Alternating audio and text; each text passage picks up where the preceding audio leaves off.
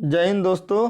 आइए देखते हैं जो यूटेरिया की बिहार एसआई का मॉडल प्रैक्टिस सेट बुक आया है उसी कड़ी में यह वॉल्यूम 2 का सेट नंबर 2 है। इससे पहले हमने वॉल्यूम 2 का सेट नंबर 1 अपलोड कर दिया है। अगर आप उसको नहीं देखे हैं तो हमारे चैनल पे जाके देख सकते हैं। इससे पहले इसका एसआई का सेट प्रैक्टिस वॉल्यूम 1 करके आया था बुक, उसका भी सारा का सारा सेट हमारे चैनल पे अपलोड है। अगर आप उसको नहीं देखे हैं तो उसको भी देख सकते हैं।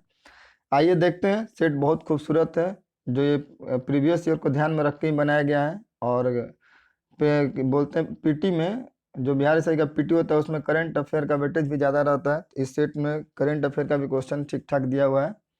आइए देखते हैं क्वेश्चन नंबर 1। भारतीय संविधान निम्न में से किसके शोषण के विरुद्ध अधिकार स्वीकृत करता है? तो बच्चों और स्त्रियों के, किसके किसके अधिकार के किसके विरुद्ध? तो स्त्री और बच्चों के शोषण के विरुद्ध। लेकिन इस बुक में आंसर दिया हुआ है 1, 2 और 3, यानी जनजातियों के बारे में भी दिया हुआ है। मेरे ख्याल से 1 और 2 होना चाहिए। ऐसा आप थोड़ा इसका आंसर देख लीजिएगा। भारत में अवशिष्ट शक्तियां निहित होती है। अवशिष्ट शक्तियां किसके पास निहित होती है?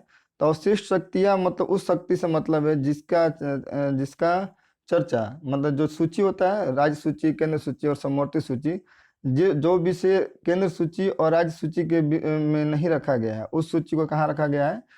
उसको रखा गया है अवशिष्ट शक्तियां के अंतर्गत। तो अवशिष्ट शक्तियां किसके पास होगी? तो ये अवशिष्ट शक्तियां केंद्र के पास निहित होगी। किस आर्टिकल के तहत? आर्टिकल 248 के तहत। आगे देखते हैं। निम्नलिखित में से कौन सा विषय संघ सूची के अंतर्गत आता है? तो संघ सूची के अंतर्गत कौन सा विषय इसमें आता है? तो बीमा हो जाएगा, ये संघ सूची के अंतर्गत आएगा। और शिक्षा दोनों के अंतर्गत आता है, ये समवर्ती सूची का विषय है। निम्न में से कौन सा प्रशासन पर विधायी नियंत्रण के अंतर्गत नहीं आता है? तो ये शून्यकाल। शून्यकाल वो होता है ना कि जिसके, ये काफी इंपॉर्टेंट समय होता है। इसमें विपक्ष के द्वारा प्रश्न और किया जाता है जिसका उत्तर संबंधित मंत्री द्वारा दिया जाता है। इस समय कोई नियम कानून नहीं बनता है। इसमें पूछा हुआ है कि विधायी नियंत्रण, तो विधायी नियंत्रण का काम शून्यकाल के समय नहीं होता है। किस समिति में राज्यसभा का प्रतिनिधित्व नहीं होता है? तो इसमें पूछा है कि राज्यसभा का प्रतिनिधित्व नहीं होता है। तो प्राक्कलन समिति ऐसी समिति होती है जिसमें सारे के सारे मेंबर लोकसभा के होते हैं। इसमें टोटल कितने होते हैं? इसमें 30 मेंबर होते हैं। और सार्वजनिक उपकर समिति में इसमें हो जाते हैं 15 लोकसभा से और 7 राज्यसभा से, यानी टोटल इसमें 22 मेंबर होते हैं। और लोक लेखा समिति को प्राक्कलन समिति की जुड़वा बहन कहा जाता है। इसमें भी 15 मेंबर लोकसभा से और 7 मेंबर राज्यसभा से होते हैं। इस प्रकार इसका आंसर क्या हो जाएगा? ए। दिए गए विकल्पों में कौन सही है? इसमें पूछा है कौन इसमें सही है। सर्वोच्च न्यायालय मूल क्षेत्राधिकार रखता है, बिल्कुल सही। सर्वोच्च न्यायालय मूल एवं अपीलीय क्षेत्राधिकार रखता है, यह भी सही है। यह केवल परामर्श संबंधी क्षेत्राधिकार रखता है, यह भी सही है। इनमें सब, यानी क्या करना है, इसमें सभी के सभी कथन क्या है? बिल्कुल सही है। निम्न पर विचार कीजिए एवं नीचे दिए गए कूटों का प्रयोग करते हुए सही उत्तर का चयन कीजिए। इसमें दिया हुआ है कि राज्यपाल अपना पद ग्रहण करने से पूर्व शपथ लेगा या प्रतिज्ञा करेगा, बिल्कुल सही है। शपथ या प्रतिज्ञान का प्रारूप भारतीय संविधान की 3री अनुसूची में, जितने भी संवैधानिक पद हैं उनका उल्लेख 3री अनुसूची में किया गया है। लेकिन राज्यपाल के शपथ के बारे में कहा गया गया तो ये आर्टिकल 159 में कहा गया है। तो ये क्या है? ये गलत हो जाएगा। राज्यपाल उच्च न्यायालय के मुख्य न्यायाधीश या उसकी अनुपस्थिति में ज्येष्ठतम न्यायाधीश के समक्ष क्या करेगा? शपथ या प्रतिज्ञान करेगा, ये भी सही है। शपथ या प्रतिज्ञान की प्रक्रिया भारतीय संविधान की, हाँ, 159 में दिया गया, ये सही है। यानी दूसरा छोड़ के क्या हो जाएगा? सभी के सभी इसमें सही हो जाएंगे। इसका ऑप्शन देखते हैं। इसका 2 छोड़ के क्या हो जाएगा? 1, 3 और 4। 2003 में कौन सी भाषा 8वीं अनुसूची में जोड़ी गई थी? तो 8वीं अनुसूची में 2003 में कौन सा? 92वां संविधान संशोधन हुआ था। 92वां संविधान संशोधन करके 4 भाषा को 8वीं अनुसूची में जोड़ा गया था। किसको किसको? तो बोडो, डोगरी, मैथिली और संथाली। इस समय संथाली को जोड़ा गया। 3 और कौन कौन से हो जाएंगे भाषा? तो एक हो जाएगा बोडो, हो जाता है बोडो, डोगरी, डोगरी के बाद हो जाता है मैथिली, और चौथा हो जाता है संथाली। 4 भाषा को 92वां संविधान संशोधन के तहत जोड़ा गया। अब मूल 8वीं अनुसूची में टोटल कितने भाषा हैं? तो पहले 8 थे, एक बार 1 जोड़ा गया, फिर 3 जोड़ा गया, एक बार फिर 4 जोड़ा गया, टोटल 8 जोड़ा गया। आगे देखते हैं। भारत के प्रत्येक नागरिक का कर्तव्य होगा कि प्राकृतिक पर्यावरण एवं संरक्षण एवं उसका संवर्धन करे। यह किस अनुच्छेद में शामिल है? तो प्राकृतिक पर्यावरण के संरक्षण की बात आर्टिकल 48 के क में कहा गया है। ऐसी बुक में आंसर 51 का क दिया है, तो आप देख लीजिएगा इसका बी होगा कि सी होगा। भारत में नियंत्रक महालेखा परीक्षक पद का सृजन किया गया था, तो ये भारत शासन अधिनियम 1919 के द्वारा किया गया था। आगे देखते हैं क्वेश्चन नंबर 11। प्रोजेक्ट टाइगर की शुरुआत ये हुआ था अप्रैल 1973 में। जीव मंडल आरक्षित परिरक्षण क्षेत्र है, पूछा है कि जीव मंडल आरक्षित परिरक्षण क्षेत्र है किसके होते हैं? ये हो जाता है आनुवांशिक विभिन्नता के लिए। निम्न में से कौन सा एक भारत के राष्ट्रीय जलवायु परिवर्तन कार्य योजना के मिशन में शामिल नहीं है? इसमें पूछा है कौन नहीं है, तो नाभिकीय शक्ति क्या हो जाता है? नहीं है। आगे देखते हैं टुमोरोज बायोडाइवर्सिटी पुस्तक के लेखक कौन है? पूछा है टुमोरोज बायोडाइवर्सिटी पुस्तक के लेखक कौन हो जाएंगे? तो हो जाते हैं वंदना शिवा। निम्नलिखित में कौन प्राथमिक उपभोक्ता के उदाहरण? प्राथमिक उपभोक्ता में कौन जाते हैं? शाकाहारी आते हैं, तो इसमें क्या हो जाएगा? हिरण हो जाएगा। आगे देखते हैं क्वेश्चन नंबर 16। अप्रैल 2023 में निर्वाचन आयोग द्वारा की गई घोषणा के अनुसार वर्तमान में राष्ट्रीय पार्टी की संख्या कितनी हो जाएगी? अभी टोटल राष्ट्रीय पार्टी कितने हैं? तो 6 हैं। भारत का पहला संविधान साक्षर जिला कोल्लम किस राज्य में है? ये कोल्लम हो जाता है केरल में। एक राष्ट्र एक उर्वरक परियोजना की शुरुआत किसके द्वारा की गई थी? ये प्रधानमंत्री जी के द्वारा किया गया। वैश्विक आतंकवाद सूचकांक 2023 में भारत का स्थान क्या है? तो ये किसके द्वारा? आईईपी के द्वारा जारी किया गया था आतंकवाद सूचकांक रिपोर्ट। इसका 10वां संस्करण है। पहले स्थान पर जाता है अफगानिस्तान और भारत का स्थान हो जाता है 13वां।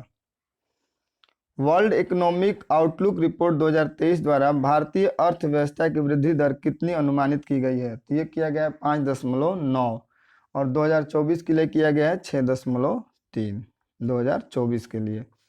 विश्व का प्रथम 3D प्रिंटेड रॉकेट का नाम क्या है? तो ये विश्व का प्रथम 3D प्रिंटेड रॉकेट का नाम टेरॉन है, जो अमेरिका के फ्लोरिडा से इसको क्या किया गया था? प्रक्षेपित किया गया है।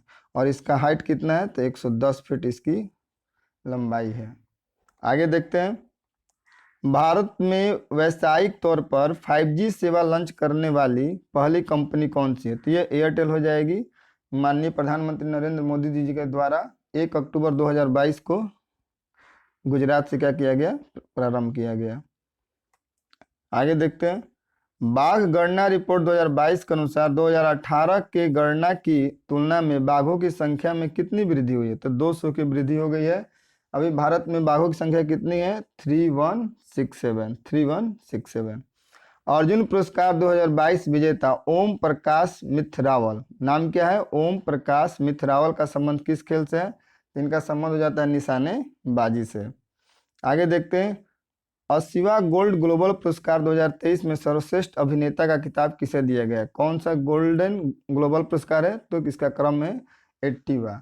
किसको दिया गया है? तो ऑस्टिन बटलर को। किस फिल्म के लिए दिया गया? तो एल्विस मूवी के लिए इनको क्या दिया गया है? बेस्ट एक्टर का अवार्ड। हाल ही में बांग्लादेश के नए राष्ट्रपति के रूप में किसे चुना गया है? तो इनके नाम में चुप्पू लगा हुआ है। याद करने का तरीका मोहम्मद शहाबुद्दीन चुप्पू। इनका कौन सा क्रम हो जाता है? इनका 22वां क्रम हो जाता है। आगे देखते हैं क्वेश्चन नंबर 27 में देखते हैं क्या दिया हुआ है। इसमें दिया हुआ है कि वर्ल्ड स्टील एसोसिएशन द्वारा मार्च 2023 में जारी आंकड़ों के अनुसार कच्चे इस्पात के उत्पादन में कौन सा देश क्रमशः अग्रणी है? तो पहला स्थान चीन का, दूसरा भारत का और तीसरा जापान का आता है। पीएम गति शक्ति मल्टी मॉडल जल मार्ग शिखर का आयोजन कहाँ किया गया? पूछा है कि पीएम गति शक्ति मल्टी मॉडल जल मार्ग शिखर कहाँ पे किया गया? तो ये वाराणसी से, ये मोदी जी का संसदीय क्षेत्र भी है। बोल्ड कुरुक्षेत्र युद्ध अभ्यास का नाम क्या है? बोल्ड कुरुक्षेत्र। आयोजन भारत तथा किस देश के मध्य किया गया? तो भारत और सिंगापुर के मध्य किया गया। कहाँ पे हुआ है? तो ये जोधपुर में हुआ है। जोधपुर कहाँ पड़ता है? राजस्थान में।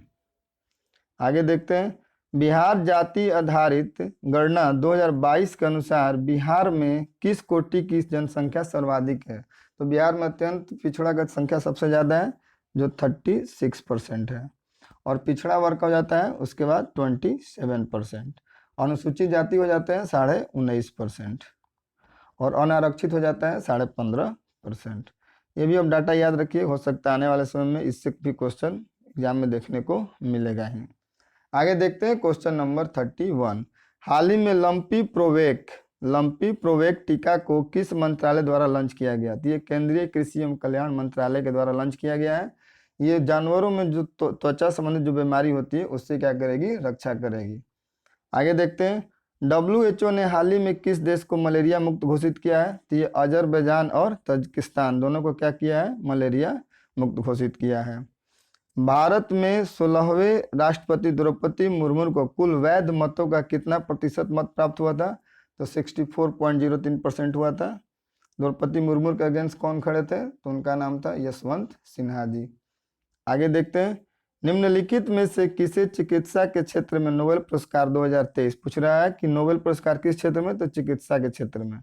तो कैटालिन कारिको और ड्रू विसमैन दोनों को क्या मिला है? नोबेल का पुरस्कार दिया गया है। बजट 2023-24 में मनरेगा के लिए कितनी राशि आवंटित की गई थी? तो हो जाएगा 60,000 करोड़ रुपए आवंटित किया गया था। आगे देखते हैं क्वेश्चन नंबर 36। भारत सरकार ने किस वर्ष तक देश को टीबी मुक्त करने का लक्ष्य रखा है? तो टीबी मुक्त कब तक? 2025 तक क्या किया जाएगा? टीबी मुक्त। आगे देखते हैं क्वेश्चन नंबर 37।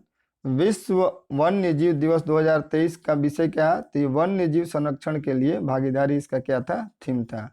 विश्व वन्य जीव दिवस कब मनाया जाता है? तो ये 3 मार्च को मनाया जाता है।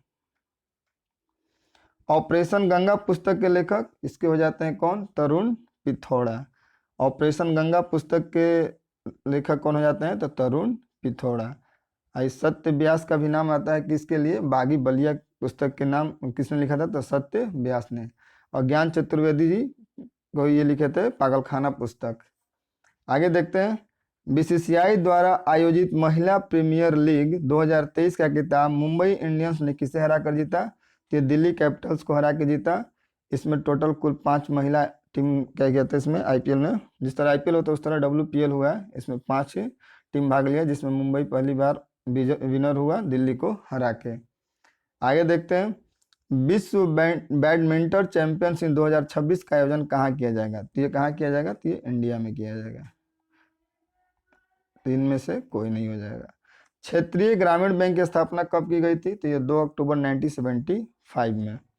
निम्नलिखित में से कौन अप्रत्यक्ष कर का उदाहरण है? इसमें पूछा है अप्रत्यक्ष इनडायरेक्ट टैक्स का, तो इसमें हो जाएगा सेवा कर। छोटे व्यापारियों के लिए एक मुफ्त आयकर योजना की सिफारिश किस समिति ने की थी? किसके द्वारा किया गया था? तो ये केलकर समिति के द्वारा किया गया था। वांचुत समिति का संबंध किस क्षेत्र से हो जाता है? तो वांचुत समिति ने यह सुझाव दिया था कि जो भी पिछड़ा क्षेत्र है उसमें जो औद्योगिक विकास होगा उसके लिए वित्तीय प्रोत्साहन की बात वांचुत समिति में की गई थी। चलैया समिति काफ़ी फेमस समिति है। ये जो कर होता है, कर के जो ढांचा है उसमें सुधार के लिए चलैया समिति का गठन किया गया था।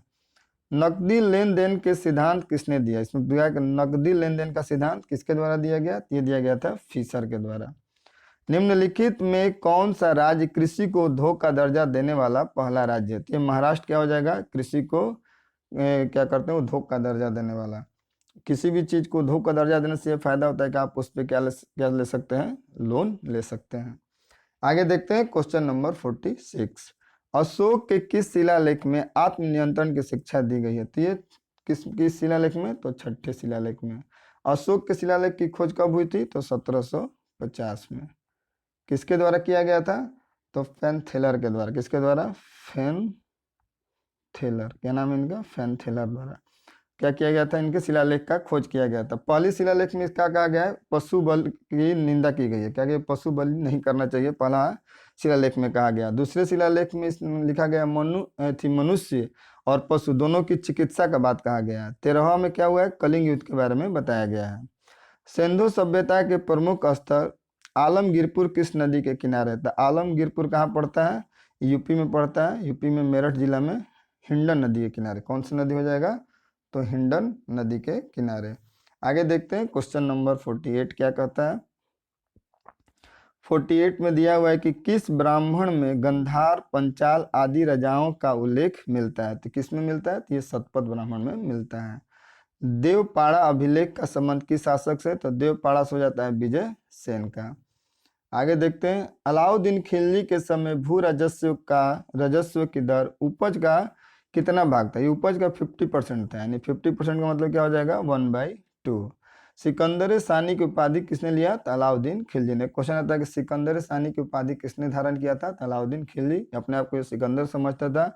इसके भी मन में एक बार आया कि विश्व विजेता बनने के लिए, लेकिन इसके मित्र के सुझाव पे इसने यह ये विचार अपने मन से त्याग दिया था।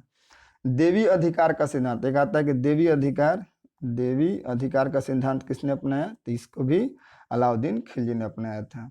ठीक है, अलाउद्दीन खिलजी ऐसा शासक था जो पहली बार क्या किया था? अस्थाई सेना रखा था। किसने वेद मार्ग प्रतिष्ठापन की उपाधि धारण की थी? तो ये बुक्का प्रथम द्वारा किसका उपाधि? तो वेद मार्ग प्रतिष्ठापक का। हरिहर द्वितीय द्वारा महाराज धीराज, क्वेश्चन आता है महाराज धीराज की उपाधि किसने धारण की? तो हरिहर द्वितीय ने।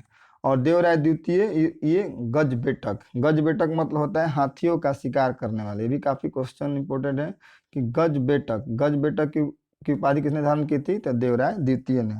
वेद मार्ग प्रतिष्ठापक आएगा तो बुक्का, हरिहर द्वितीय महाराज धीराज और देवराय द्वितीय गजबेटक। आगे देखते हैं क्वेश्चन नंबर 52। औरंगजेब द्वारा जजिया कर को पुनः किस वर्ष लागू किया गया था? किस वर्ष लागू किया गया था? तो ये 1679 में। कब किया गया था? 1679 में। और 1679 में ही औरंगजेब के द्वारा औरंगाबाद में बीबी का मकबरा भी बनवाया गया था। बंगाल में द्वैत शासन व्यवस्था की स्थापना किसके द्वारा किया गया था? द्वैत शासन कौन लगाया था? तो रॉबर्ट क्लाइव। आता है बंगाल में द्वैत शासन की व्यवस्था किसने प्रारंभ की थी? तो रॉबर्ट क्लाइव। रॉबर्ट क्लाइव का कार्यकाल कब से कब हो जाता है? तो 1757। इसका कार्यकाल काफी लंबा होता था क्योंकि ये 2 टर्म के लिए आता है। 1757 से इसका हो जाता है 1757 से हो जाएगा 67 तक। वारेन हेस्टिंग का हो जाता है 72 से 1772 से हो जाएगा 85 तक।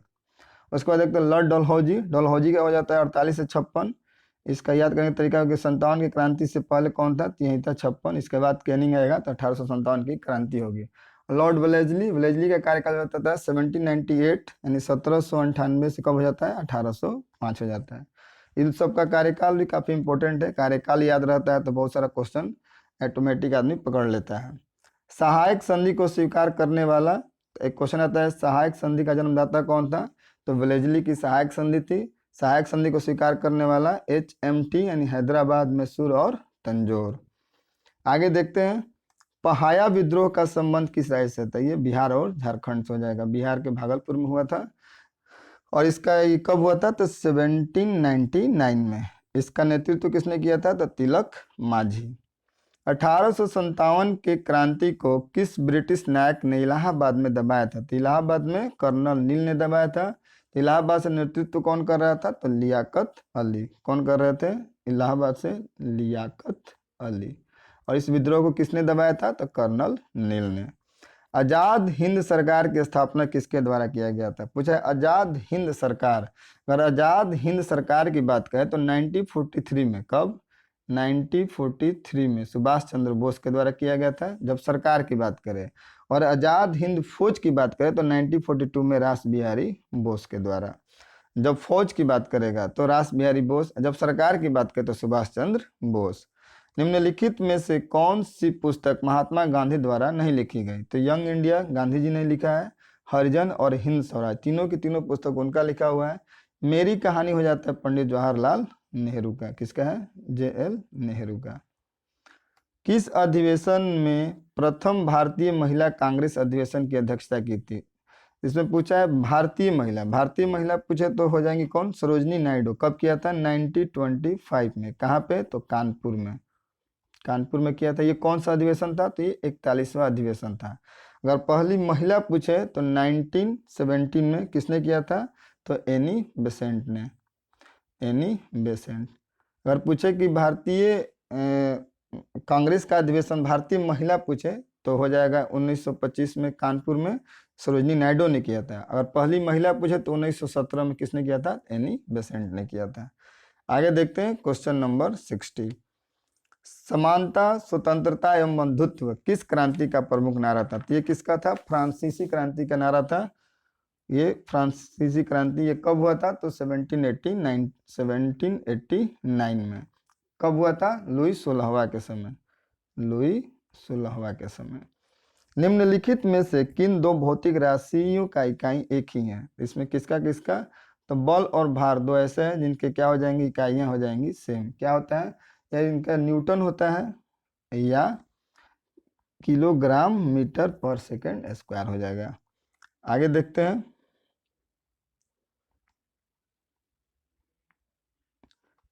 एनीमोमीटर उपकरण का प्रयोग किसको मापने के लिए किया जाता है? एनीमोमीटर का प्रयोग किया जाता है वायु की गति को मापने के लिए। आगे देखते हैं।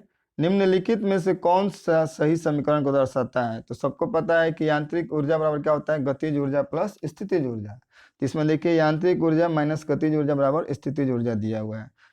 इस तरफ भेज दिया तो माइनस हो जाएगा। इसका क्या हो जाएगा? पहला इक्वेशन सही है।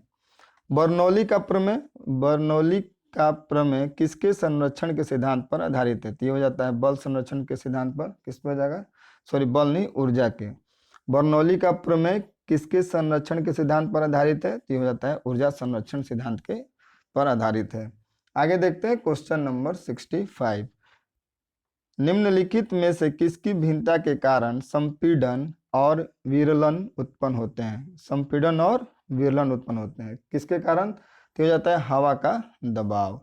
आभासी और सीधी छवि के लिए दर्पण का आवर्धन होना चाहिए। क्या होना चाहिए? पॉजिटिव होना चाहिए, यानी धनात्मक होना चाहिए। आगे देखते हैं क्वेश्चन नंबर 67। निम्नलिखित में से कौन सा परमाणु के बारे में सत्य नहीं है? दो तत्व के परमाणु समान होते हैं। तो इसमें क्या है? दो तत्व के परमाणु कभी समान नहीं होते हैं। क्या है? यही सत्य नहीं, क्या ये असत्य है। आगे देखते हैं।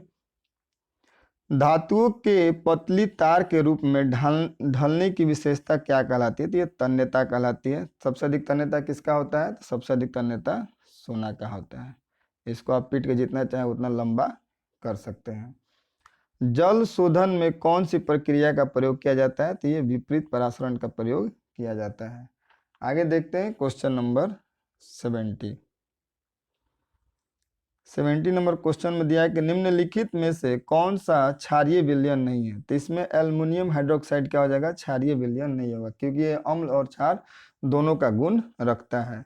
आगे देखते हैं क्वेश्चन नंबर 71।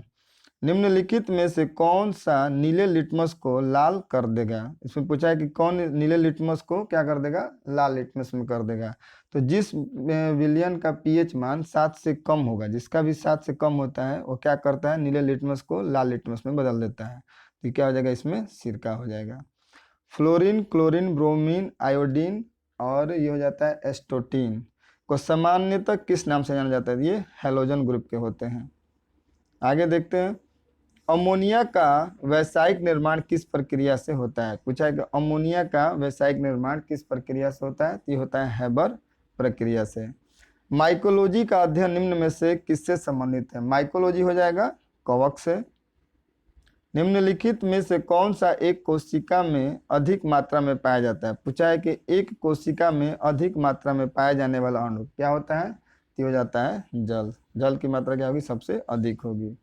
पौधों में लचीलापन किस उत्तर के कारण होता है? कोई भी पौधा होता है उसमें उसके टहनियों में लचीलापन होता है, तो किसके कारण होता है? तो कोलेना काइमा के कारण। कोलेन काइमा ये कहाँ पाया जाता है? तो ये क्या होता है? स्पीड मिस होता है ना, क्या होता है? स्पीड मिर्च, उसी के नीचे ये पर्णवृत्त में पाया जाता है। आगे देखते हैं।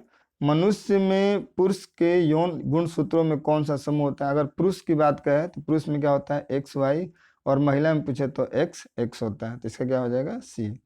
अमीबा में प्रजनन कैसे होता है? अमीबा में प्रजनन कैसे होता है? तो ये द्विखंडन द्वारा होता है। किसके द्वारा होता है? ये हो जाता है अमीबा में प्रजनन द्विखंडन द्वारा होता है। निम्नलिखित में से कौन परिसंचरण तंत्र का अंग नहीं है? तो इसमें क्या हो जाएगा? बड़ी याद क्या होगा? परिसंचरण तंत्र का अंग नहीं होगा।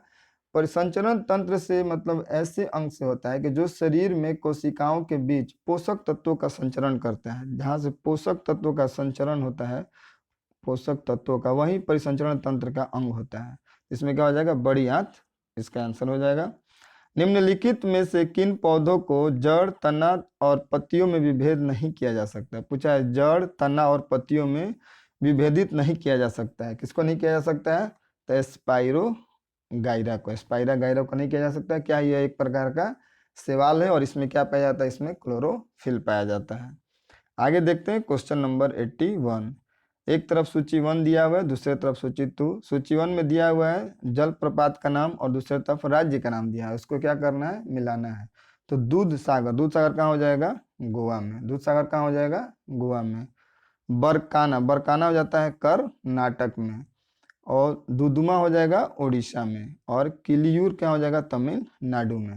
यानी 4 3 2 1, 4 3 2 1, इसका क्या हो जाएगा? बी हो जाएगा। आगे देखते हैं question number 82। Mount Thuillier Andaman और निकोबार द्वीप समूह का एक महत्वपूर्ण पर्वत शिखर है, कहाँ अवस्थित है? ये ग्रेट निकोबार में अवस्थित है।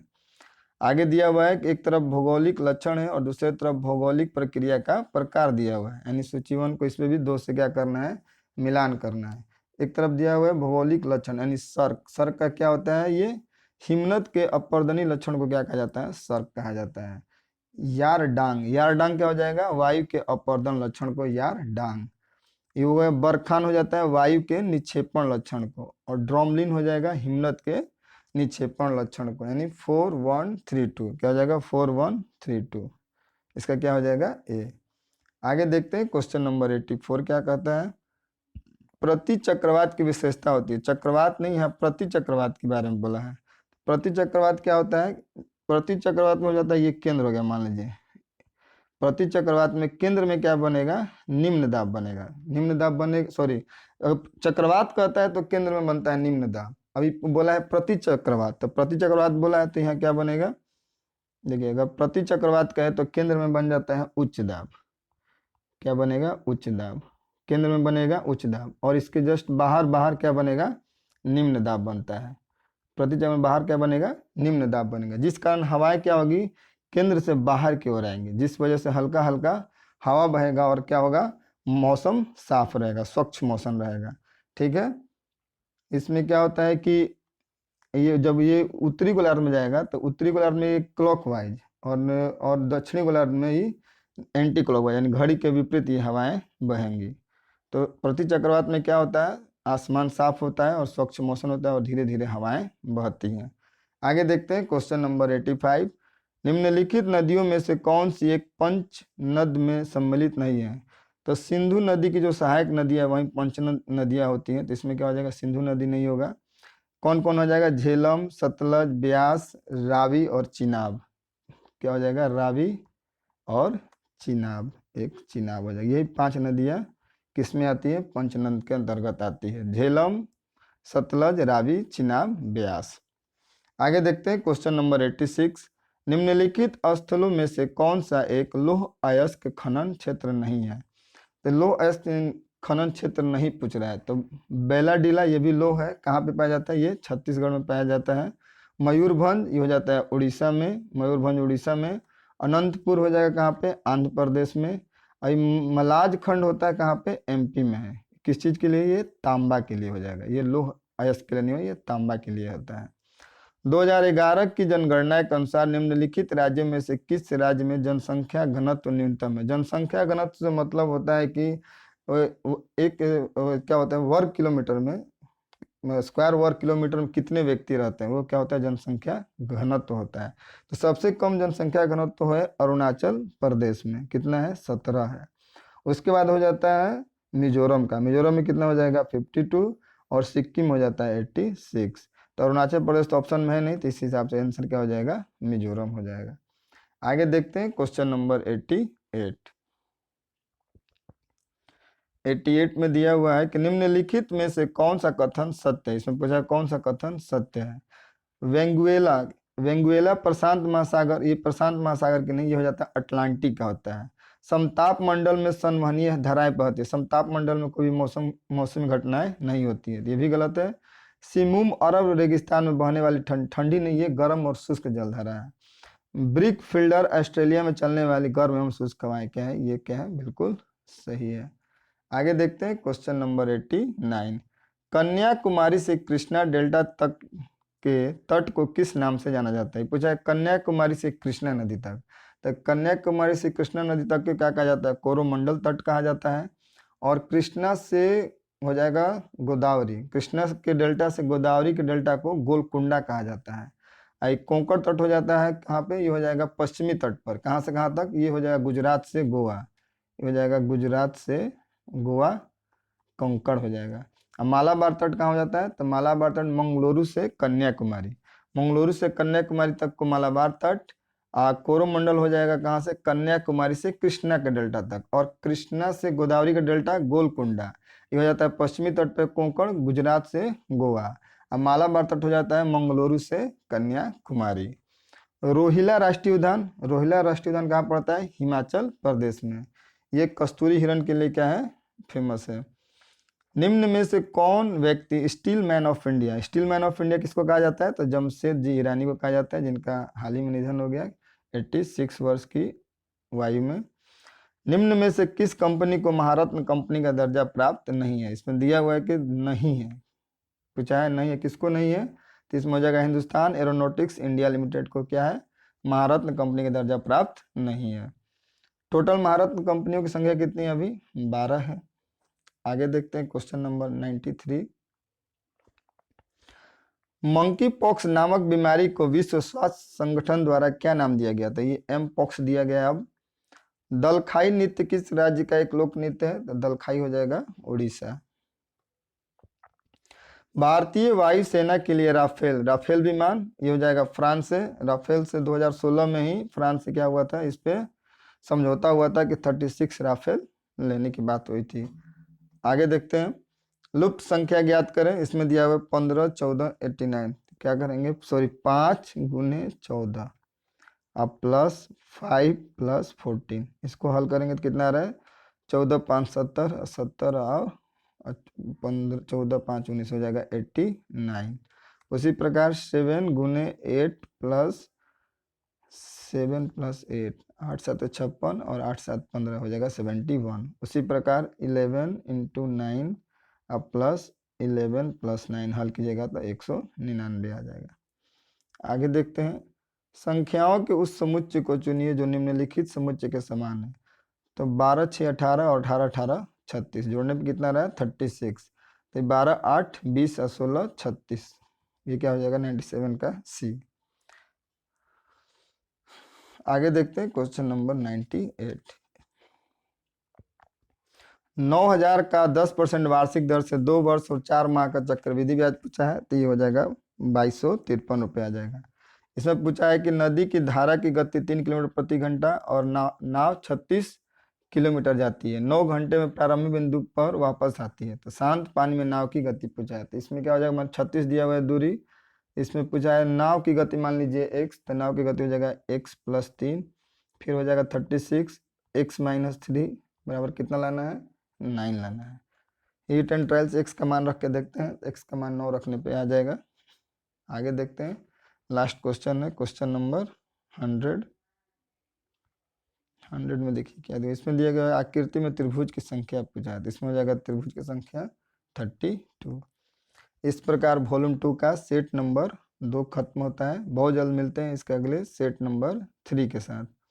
सारे क्वेश्चन को देखिए और खुद को जज कीजिए कि आप इसमें कितना स्कोर लाते हैं। मेरे ख्याल से इस सेट में जिसका स्कोर 60 से 70 के बीच में आएगा उसकी तैयारी अच्छी कही जाएगी, और थोड़ा और मेहनत करें ताकि वो 70 से 80 के बीच में आ सके, क्योंकि 70 से 75 के बीच में ही मेरे ख्याल से पीटी का कट ऑफ इस बार जाना चाहिए। तो मिलते हैं अगले सेट प्रैक्टिस के साथ। सेट को देखते रहिए, मिलाते रहिए और अपना स्कोर कमेंट बॉक्स में बताते रहिए। और दूसरी तरफ जो लुसेंट की नई बुक है ऑब्जेक्टिव वाली, उसका भी वीडियो हम अपलोड कर रहे हैं। अगर आप उसको नहीं देखे हैं तो उसको भी हमारे चैनल पर देख सकते हैं। हमारे साथ जुड़ने के लिए आपका बहुत बहुत धन्यवाद। अगर आपको यह हमारा प्रयास अच्छा लगता है तो आप हमारे चैनल को सब्सक्राइब करें और हमारे वीडियो को लाइक करें। बहुत जल्द मिलते हैं अगले सेट प्रैक्टिस के साथ।